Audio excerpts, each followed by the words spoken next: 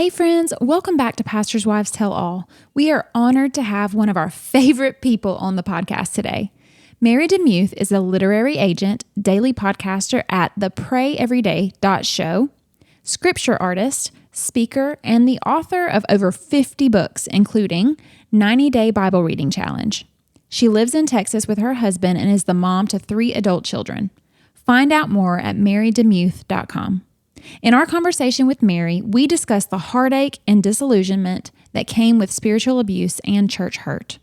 Mary vulnerably shares her very real pain while resting in the fact that God is still good and that the local church can be healthy. Now let's get to this important conversation.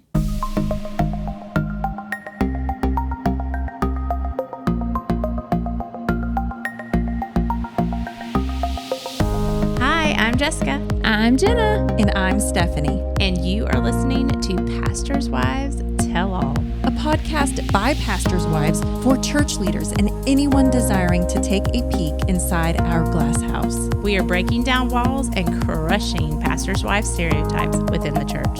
We want pastors' wives and other ministry leaders to know that they are not alone in this. Plus, this is basically therapy for the 3 of us with a whole lot of dance parties.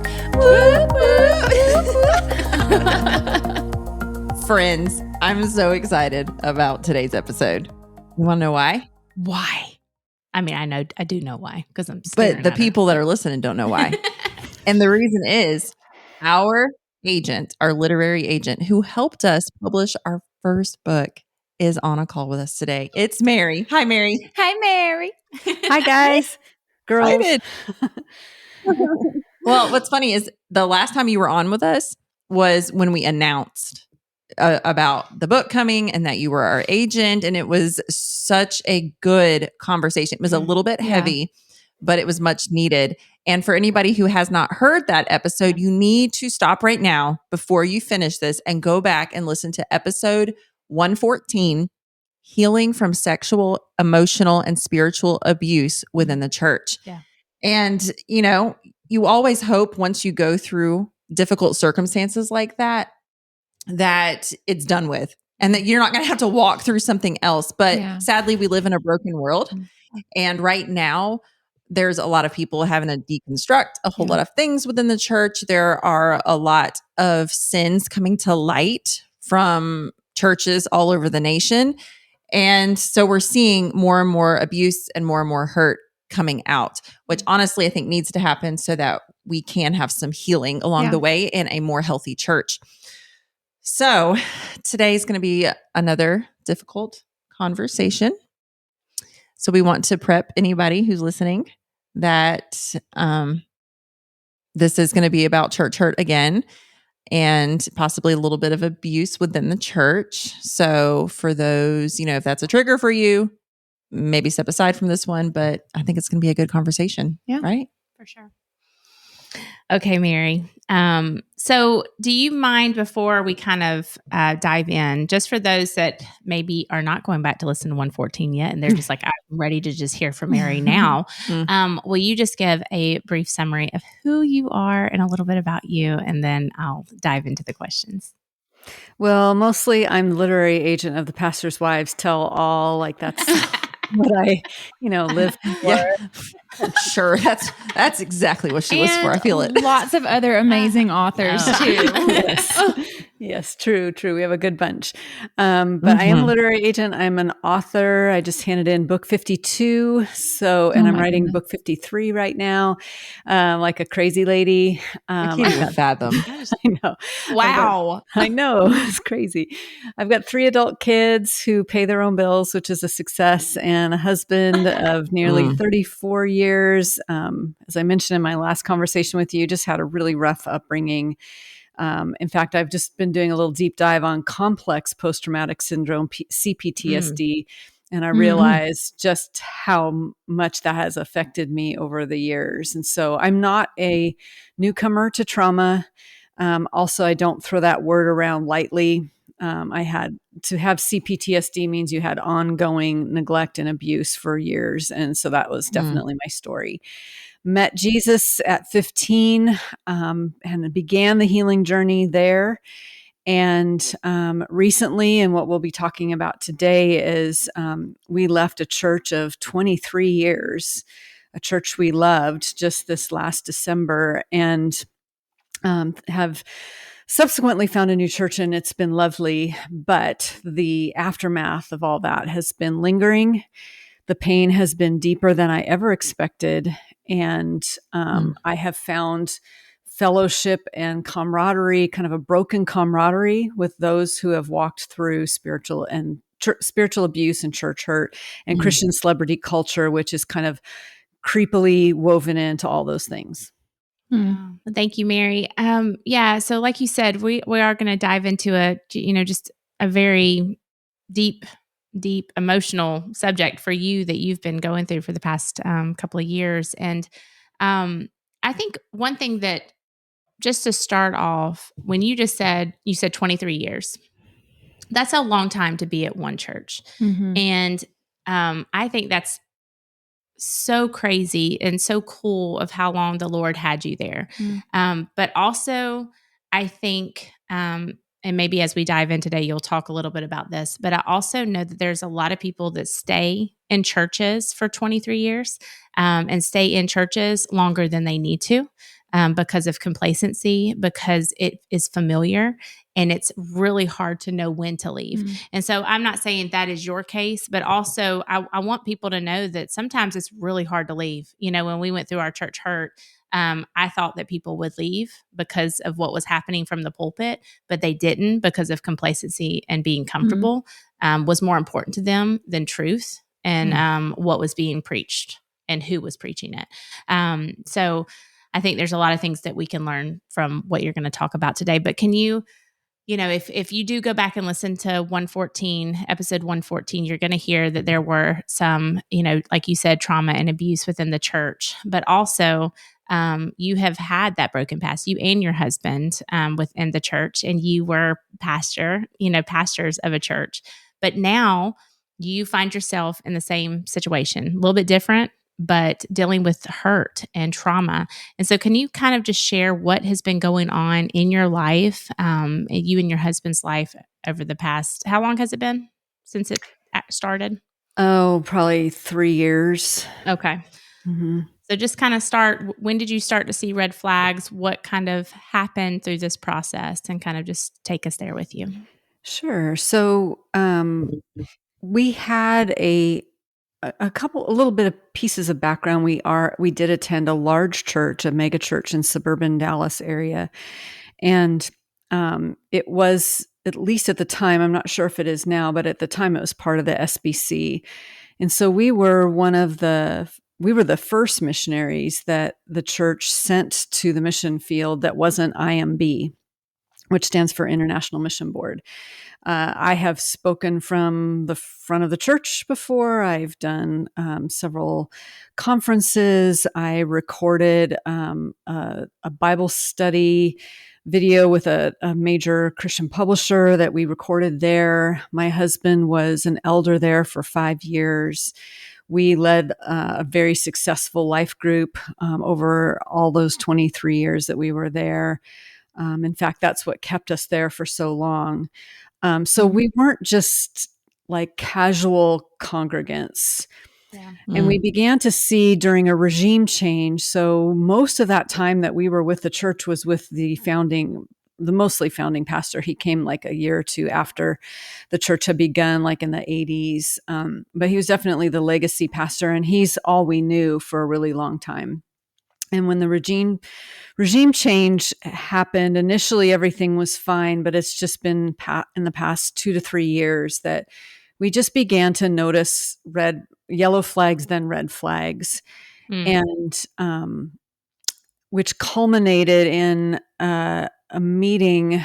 I was already feeling like something's wrong, but we had a meeting where a relative of the new pastor told us quite frankly that there was no place for us to serve.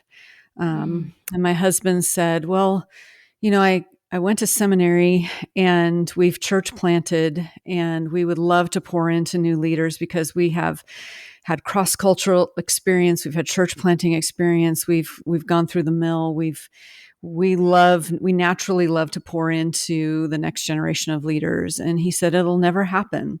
And then he said, I know 30 people that have masters in theology that we will never use, and you're just going to have to get over it. And so that was about 9 months before we decided to leave, because we decided that we would leave only if both of us agreed. We wanted to be on the same page. And so it just took some observation of a lot of misogyny from the pulpit, and then blatant and I don't even know how to say it, acceptable plagiarism. It's not acceptable, but in the person's mind, it was totally fine to completely plagiarize every sermon, or mostly every sermon.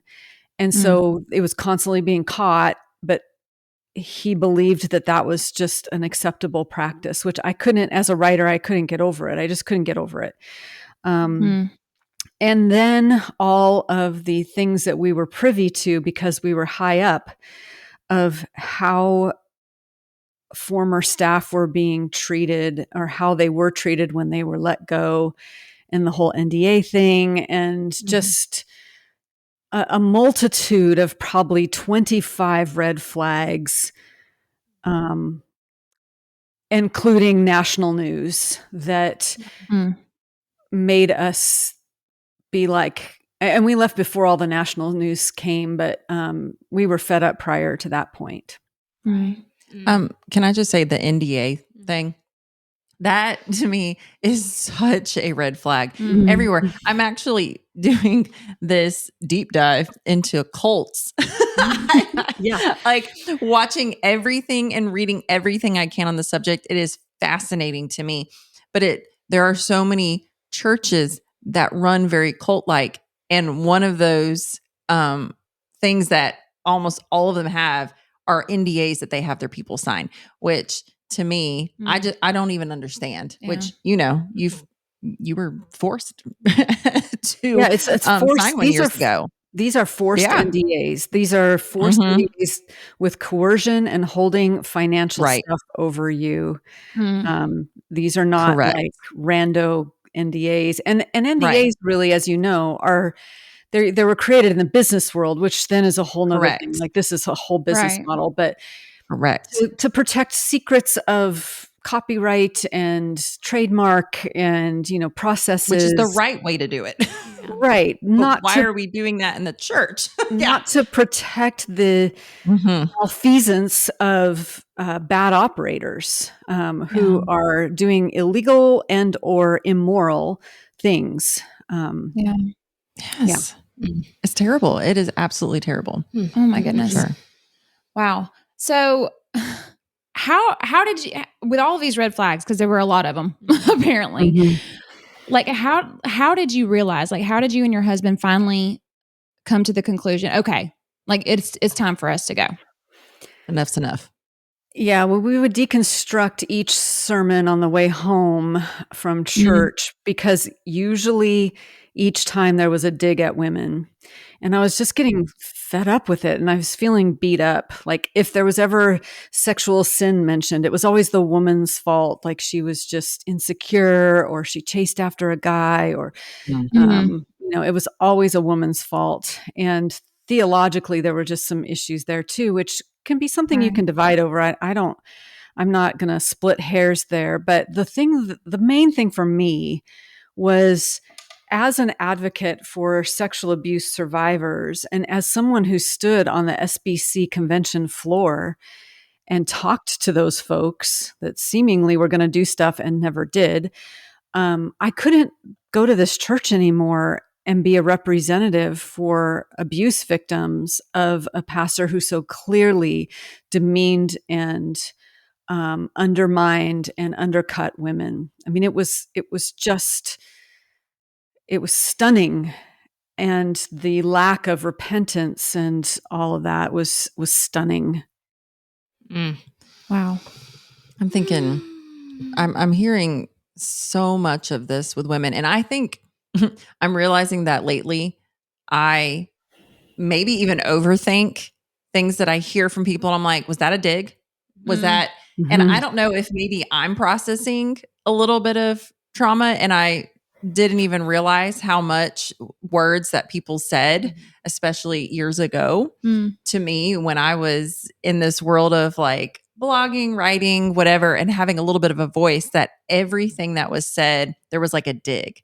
Or like, oh, she's just trying to, get people to look at her, or she's whatever, just different things like that, as if I needed to be quiet. Or I was even told flat one time that I just needed to be quiet and let my husband take care of a situation. And even though he was overseas and was not available, and it was a teenager and it was a girl, but I was not, I wasn't good enough. I wasn't the one they wanted to hear from. And so I am very sensitive to those things too. I would add to that one of the things that happened to me this year when I started speaking publicly, and I wasn't using names or anything like that, but I was definitely speaking publicly because I knew there were hundreds of victims, and I knew that many of them had signed NDAs and they had no way to voice what they were going through. So I was going to voice it for them. And someone in major leadership at the very top of the org chart contacted one of my husband's friends and said to him, tell your friend, Patrick, which is my husband, tell Patrick to tell your wife to be quiet. Wow. Wow.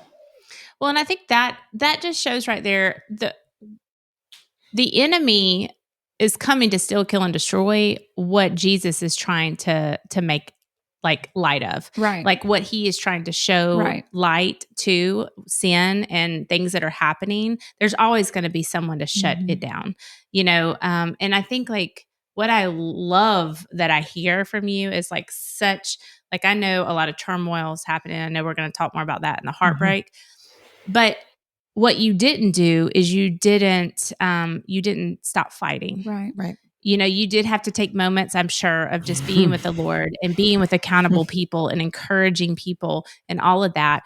But the biggest thing when battle comes our way, we have to be prepared to fight it and not sit and go, well, poor me, I'm brokenhearted, I can't do anything. No, Jesus can heal you and you get back into battle.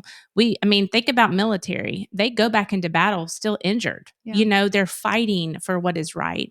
And so I love like just how you were like, I don't care, who's going to try to silence me. I know that I have a voice that came from Jesus, and to speak this and to protect and to defend. So no matter who's high up, they're not in charge of me. Only God is, and so I just like want to tell you, just so proud that you did fight and you are continuing to fight. And I am sure one day there will be a book that will come out about it, and blogs and stories and all of these things. She's even written one. Yeah. So she's going to have to do another one. Well, no, I think I feel like there'll be another one about this. Oh, yeah. Because I just think like, everything that happens, you're learning you're diving even deeper into this. And a lot of it, like you said, goes to the past trauma that has happened in your life. So I'm just, we're proud of you for the stand that you're taking, and that we know that has to be so hard, especially doing it broken, but you're doing it. Well, and it's a big entity, and it has a lot of power, and the backlash is severe. And I live in the town, and the town's biggest church is this church. Everywhere I go, I'm looking behind me. I'm wondering who's talking about me. And that could just be my own, thoughts or whatever, but it is very awkward. And we even briefly thought, should we just leave this town? But this is our home. And this very town is what houses our new church. So we're happy here now. But there is, I think, a lot of people that have left churches quietly. They're going to experience a lot of the same things that I'm experiencing. Absolutely. The loss of relationship, the loss of connection, the bitterness that can come, the cynicism that can come. But when you advocate there's a whole nother level of vitriol that comes against you. And Yes. I've been cautious about my public facing face on this, but it has come out. And so, and anyone that does a quick Google search, they'll know exactly where I came from. But, I guess what I'm saying is if you find yourself in a place where you are going to be vocal about a leader that has gone off the rails or a church that has become more corporation than body of believers, just prepare yourself, have a prayer team, and prepare your heart for the inevitable backlash, because it will come, and it does sideline you and you do need to retreat. But the reason people like me do what we do is for the sake of the broken ones left behind, and the ones that can't seem to put a voice to the pain, people that are turning to substances because they're so brokenhearted, or they're completely deconstructing their faith. So I have to do it. I have to. And that's not ego. I literally gain nothing from this. I lose a lot, but I gain nothing from it. Yes, right. Exactly. It's funny because my husband's parents went through a very ugly situation in a church, and afterwards they just had the mindset of, oh, we can't talk about it. Mm-hmm. And there was a pastor of that church, and I'll say it. I mean, he was a liar. He lied from the pulpit about Isaac's parents, and that it was all their choice to leave and whatever. They used them, I would say, underpaid and used. There's a lot of other things that happen. And they had this mindset of, oh, well, we don't talk about those things, and we're just going to move on quietly. And I'm like, but all you're doing is setting it up for someone else to be hurt. If you're not bringing this to the light, there's going to be problems down the road. And I remember even having a conversation with a couple that was close with my husband's parents. And I had made a comment about that it's not okay. And literally in the middle of me saying one comment about it, he cut me off and started praying for the meal. Wow. This man. And I thought to myself, really? This is where we're at, where we can't talk about hard things and we can't bring things to the light like this. And I think looking back on it now, I'm more going, what is this twilight zone that we live in where we can't talk about these things, and where, especially if a woman brings it up, because a man can sit there and talk all day long, but a woman brings it up and all of a sudden we got to pray for our meal and change the subject. Yeah. Wow. Yeah. It's definitely an epidemic that's happening. So we've heard the red flags. We are hearing what happened, a summary of what happened. We're not going into details, of course, but we also want the people out there that are listening and going, oh, this is me, or, oh, wow, I didn't even know that's a red flag. So how did you and your husband, other than, I love that y'all said we're not leaving until both of us feel called to leave. I think that's your first step. So what was the process of, once it was time to leave, you left, but then how is the healing and restoration? How is all that happening on top of standing up for what's right? We decided to leave, and then we told someone in leadership, and then they said, well, we want you to talk to someone higher in leadership, which we did. And then we told our life group that we were no longer going to be life group leaders.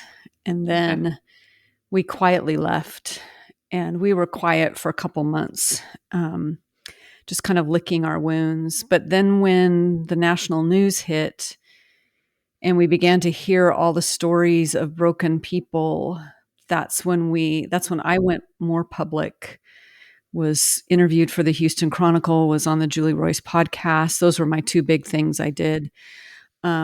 We gathered people quietly, and we began to minister to them over a series of 6 weeks, and had meetings and talked about narcissistic structures. Now that was very good, and it helped a lot of people.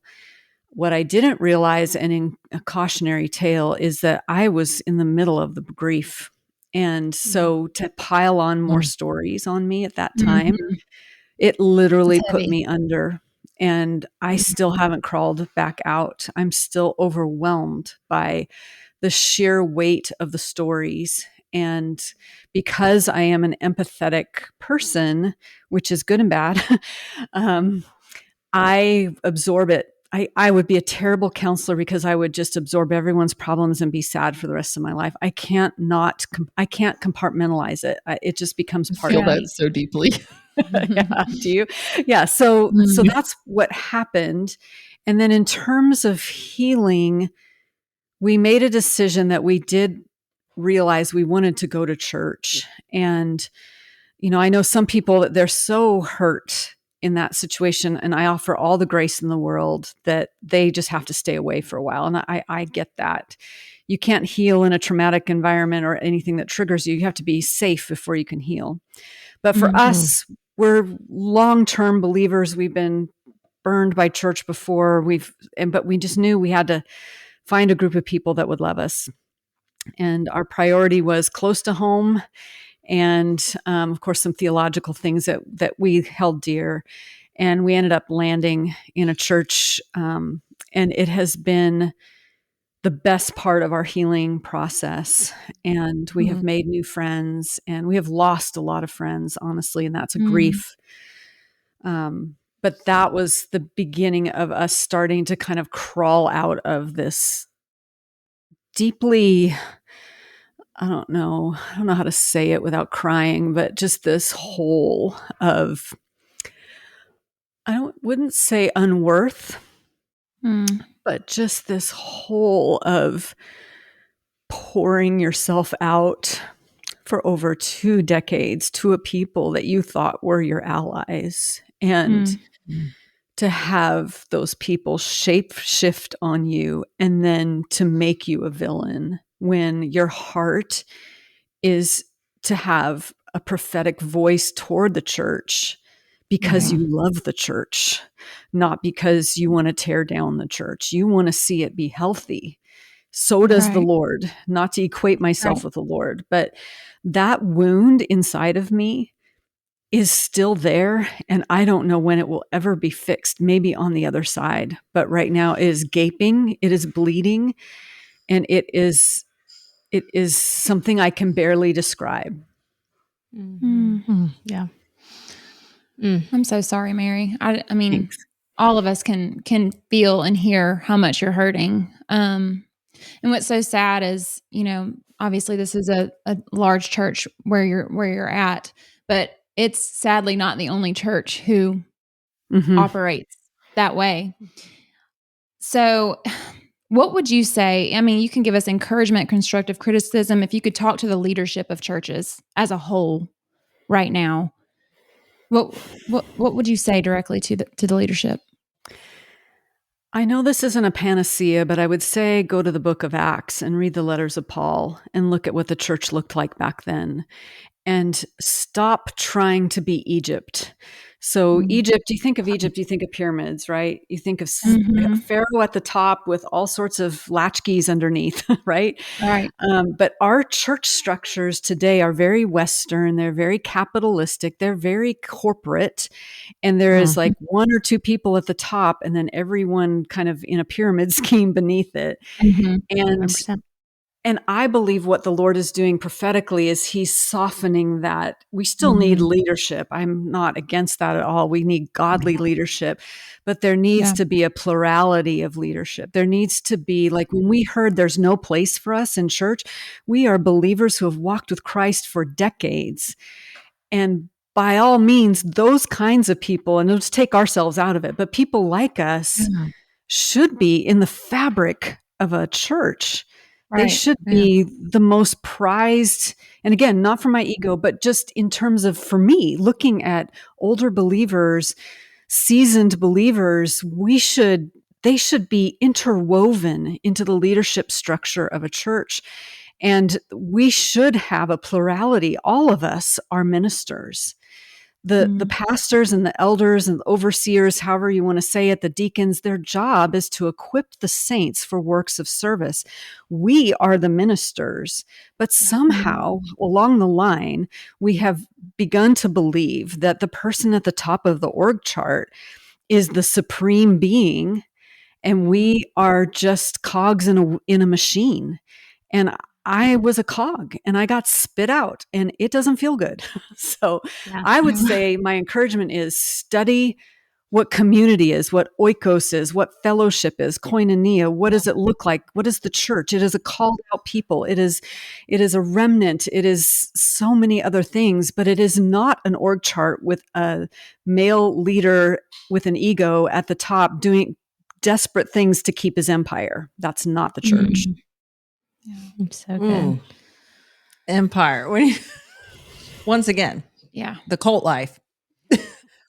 Literally how those things are structured. And so it does make me like cringe to think that we have let that seep into the Christian church. Yeah. So sad to me. Before we end, Mary, let's go back to just, the pain that you're going through right now. I will say, just from someone that I have been through a lot of the pain of what you're talking about. And I will say that right now it feels so heavy that you're not going to crawl out of it, but you will. It will take years. I will say that. It will take years. I remember literally just 2 weeks ago, I drove by the church that hurt us, the people that hurt us, and the building where the church is. And I remember driving by and being able to look at it and smile and go, I am healed. Yeah. And that was almost, 10 years ago. Yeah. But I drive by that church at least 30 times a week. And there's always a time where I just either roll my eyes or, go, ugh.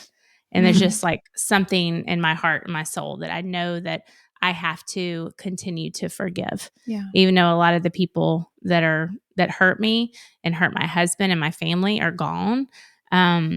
It's still just a place where I can't look at. But the other day, to be able to look at it and smile and literally just say a quick prayer that God continue to move in that church. And so I do know that day will come.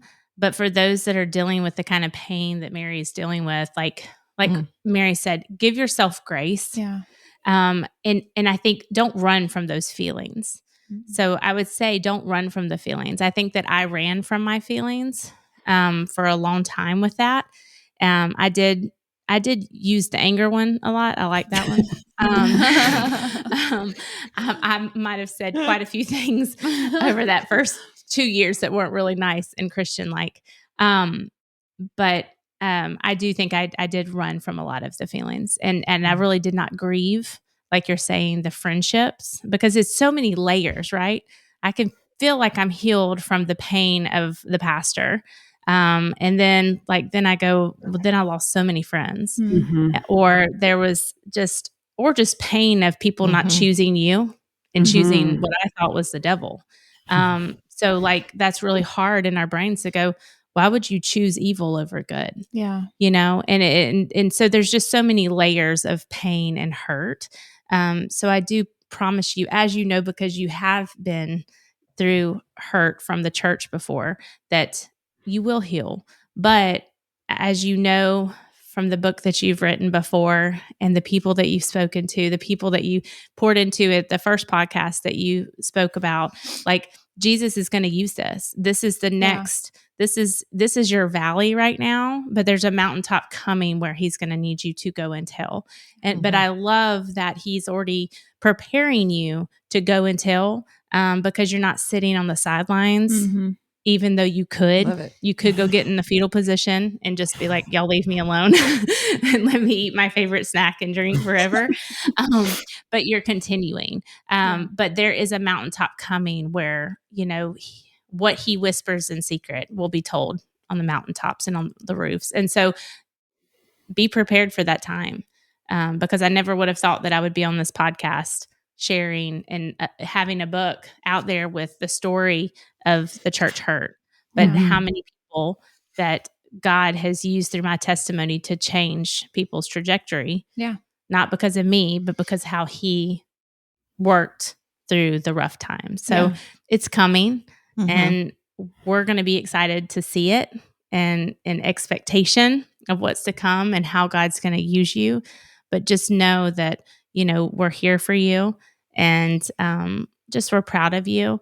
And to leave before we ask the questions, you said that you're in you're still in a dark space right now.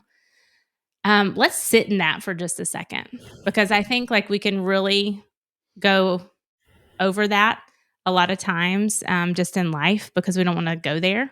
But I also want people to know that it's real, that you're not through it yet. So in these dark moments, how has it been for you?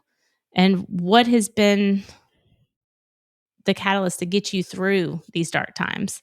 And what does it feel like? Yeah, it feels like your foundation has been pulled out from underneath you. It's kind of like I grew up in the Pacific Northwest. It feels like an earthquake, and you can't rely on what you've normally stepped on and thought was solid ground. And of course, Jesus is that solid ground. But, a church you've been to for 23 years and have been in leadership, it's like, wow, it's just shifted within you.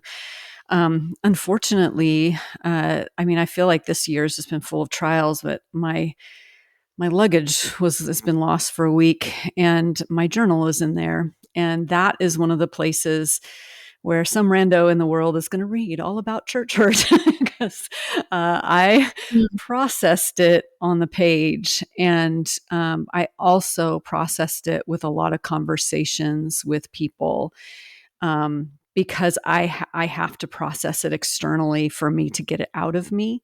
A lot of people are that way. Some people are more like, oh, I'll just stick that inside. But even those who are more introverted still need to get it out of them, or it becomes a poison that stays inside. And so I did let it out in the pages of my journal, let it out in some safe relationships outside of the church. They're Christians, but outside of my context. And a lot of, I would like to say a lot of weeping, but I haven't let myself do that yet. I'm afraid, just to be super honest, I'm afraid if I start crying, I won't stop. So I've been very cautious about emotions, and I'm hoping that will still, I feel like there's a torrent in there. And then once I let it out, it's going to roar. So it's been hard. Maybe it needs to. Yeah. In all seriousness, because I get that feeling of I don't want to cry because then I just can't stop. And these two know that lately I've just let some things rip and just start crying. I'm like, it is so freeing. To just be upset, or I go get in the shower and I just let it all out. Yeah. And I'm like, whoo. I don't know. Why do we as women feel good. like we can't?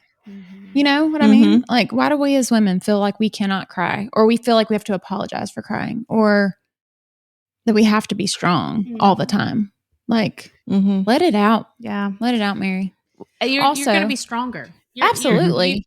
We already know you're strong. Well, it's okay to feel it. You know and I mean? think that that's something that, I know that I have had to learn as I've gotten older, because when I was younger, I felt like I didn't have feeling things. If it wasn't what somebody else felt, that was silly for me to feel that way. So I think I just stopped recognizing the emotion, just stopped feeling altogether. And so I'm having to learn to re-feel again, but to let it out. But also I just had the thought when you were talking about your journal, I can't help but wonder, who is going to read that journal? I bet whoever opens that journal for the first time, I bet it is a God ordained moment, and they were supposed to open it, and they were supposed to read it. And there's going to be something in there that speaks to them and maybe brings hope, to them. So you'll get it back. They just are reading it first. You got to give them a little time. It's just a book that they borrowed from you. It's a book that they borrowed. Oh, man. Okay. Now, as much as we could keep talking, I know, we can go to the 3 questions that we like to end with. But thank you so much for really sharing with us. And we pray that this will go out to the world and who needs to hear it. And also to hear that it's okay to cry. It's okay. You are still strong. That's right. We're actually stronger when we do cry, Mary. I'm telling myself that because I'm not good at that either. Who's giving this advice here? Yes. Well, no, I say it all the time. I tell my ladies, cry. I said, that is a struggle for me to cry and be vulnerable.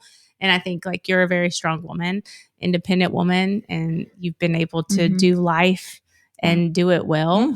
So to let go and release feels like it's like weakness, but really it's like actually stronger. It's stronger to allow it to happen. Yeah. So let it go, girl. Just remember the shortest verse in the Bible. Jesus wept. Yes. And you know, sometimes we look at that and go, that's silly. He knew he was going to raise this brother back and then everybody else would be okay. And Martha and Mary, it'd all work out in the end. But, and so that feels silly, right? But he wept. Yeah. And your situation really doesn't feel silly at all. Yeah. It feels like a good time to weep. Yeah. I'm just saying. Anyway, yes, we have already asked you these 3 questions, but we're going to ask again because it's been a hot minute. Long time ago. Yeah. That's right. So, first question. If you could go back and give your pre-ministry leader self one piece of advice, what would it be? It's going to change from the first time. Run! Run away!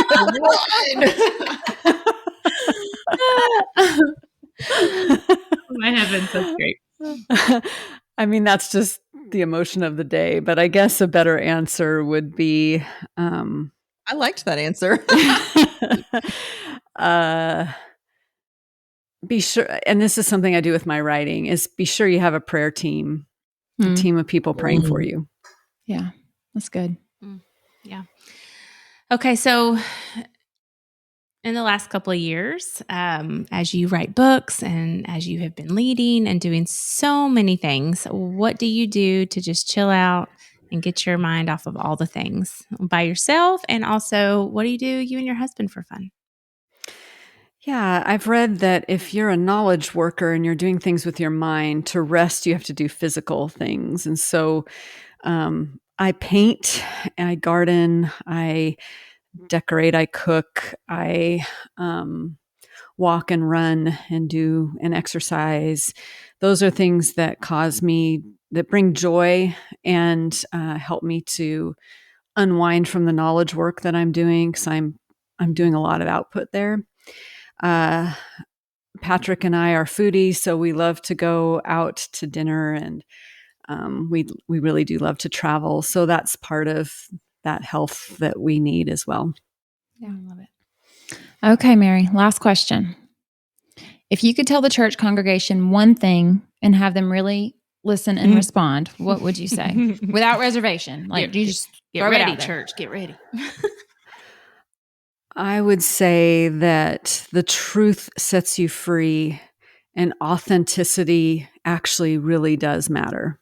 That's good. That's so good. I feel like that needs to be Mary's quote for this week when this podcast episode comes out. Write it down, Steph. Write it down. It's happening. Oh, Loved it. So good. Thank you, Mary. Yes, thank you. We appreciate you and your vulnerability, and just to know that we're not alone if and when hard things happen. Yeah. And we're faced with those people. So I also have something for your listeners if they are experiencing church hurt. So they can go to marydemuth.com/church hurt. And it's a checklist of about 100 things that I compiled from other people that have been through it, that you could go through and say, oh my gosh, yes, that happened, that happened, that happened. It gives words to the pain. And so that's just a free download at marydemuth.com/church hurt. That's amazing. And you have so many other resources too. We'll put some links in the show notes so they can find you in all the places and all of your millions of books. Yes. Okay, just 52, not millions. Just 52. It feels like millions. That's crazy. Yeah. That's crazy. Yeah. Well, we love you, Mary. We're so grateful for you. And we're definitely still praying for you as you are going through the process of what's been happening over the past couple of years. And we hope everyone else is too. And until next time, everyone. Bye for now.